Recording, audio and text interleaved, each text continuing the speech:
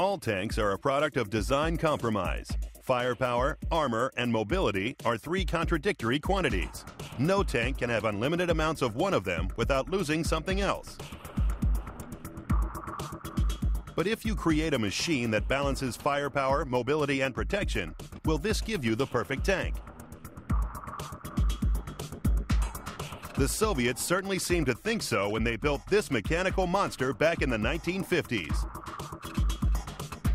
They liked the design so much that they eventually assembled a record-breaking 95,000 of them.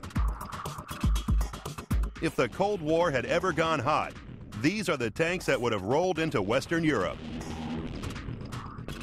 This was a tank designed to be able to crush all before it on the North German plain and be able to smash through NATO's defences. The Soviet T54-55 tank. First produced in 1948. Top speed 30 miles per hour. Range 250 miles.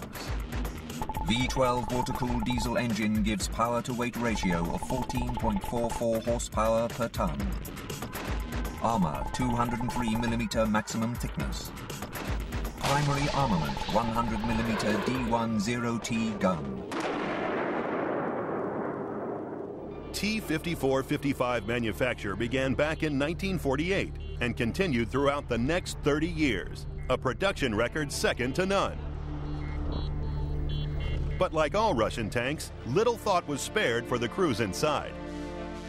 When it comes to designing a tank, the Russians don't really care about crew comfort. They don't expect them to be in the tank for that long, whether it's because the tank has a shorter range or because life expectancy is lower. This was the first of the new generation of Soviet-developed tanks to be given to their allies after World War II. The T-54, T-55 was produced in large numbers.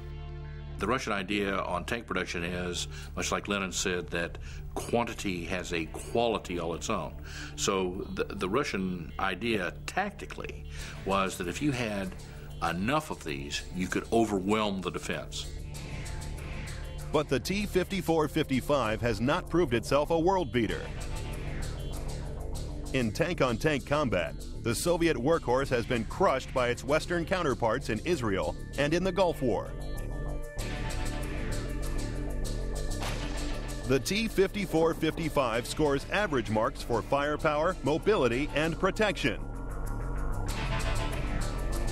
In all, 95,000 T-54-55s were made.